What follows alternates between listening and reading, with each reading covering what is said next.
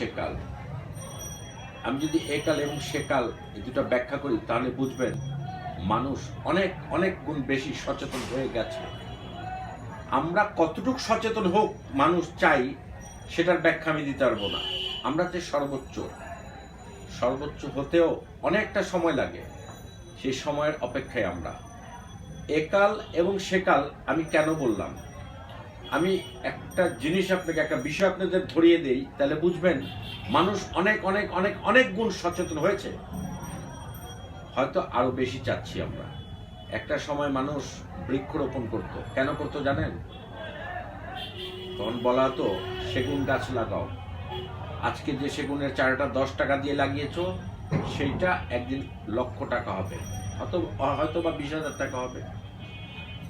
এই কনসেপ্টেই ছিল মানুষ। কিন্তু কেন বৃক্ষরোপণ, সেটা ছিল ব্যবসায়িক অর্থে। এখন মানুষ সম্পূর্ণভাবে চেঞ্জ হয়ে এসেছে। এখন কিন্তু মানুষ ওই হিসাবটা আর করে না।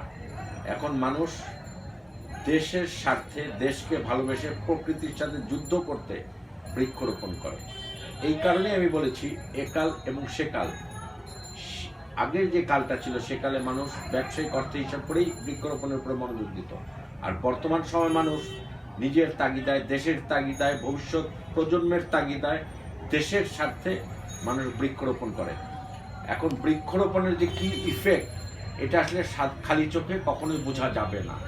আপনি যদি হিসাব করেন আজকের থেকে 40 বছর 50 বছর আগে যেসব গাড়ি ঢাকা শহরে চলতো, সবচেয়ে বড় লোকের গাড়িটা তো এসি ছিল না। জাপানে কিন্তু তখন থেকে এসি গাড়ি ছিল।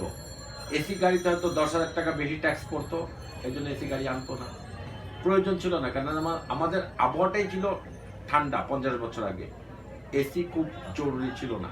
আর বর্তমান সময়ে এসি ছাড়া কোনো গাড়ি সম্ভব না। কেন সম্ভব না?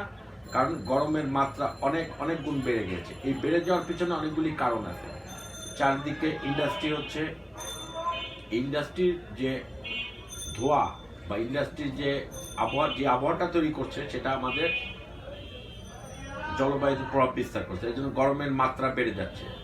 তো এই কারণে আমরা খালি চোখে না বুঝলেও আবহাওয়া, এই যে গরম বা এই যে আবহাওয়া, বৃক্ষরোপণ করলে যে ইফেক্টটা হয় আমাদের, আপনি যদি শত শত হাজার কোটি গাছ লাগাতে পারেন, আমাদের যদি সেই পরিমাণ জায়গাও থাকে, আছে জায়গা নাই তা বলবো না, তাহলে এই গরমটা অনেক কমে যাবে। একটা সমীক্ষা দিয়েছে জাতিসংঘ, 1000 কোটি গাছ, 1000 কোটি গাছই হবে সম্ভবত।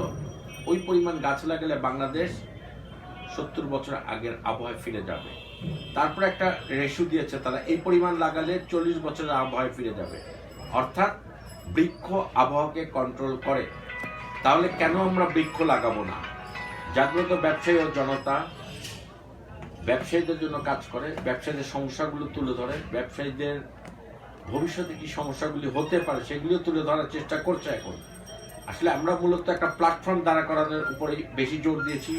কারণ যখন আমাদের প্ল্যাটফর্মটা তৈরি হয়ে যাবে এবং লক্ষ লোকের সংঘবদ্ধ আচরণ বদলে দিবে অনেক কিছু, তা আমরা সেই প্ল্যাটফর্মটা গড়ে তোলার পিছনে আমরা মনোযোগ এখনো বেশি। আমাদের যখন প্ল্যাটফর্মটা তৈরি হয়ে যাবে, তখন আমরা বিশাল সংখ্যক মানুষকে একত্রীভূত করে সমাজ পরিবর্তনে অবদানটা অনেক বেশি রাখতে পারবো। তো অনেকে আছেন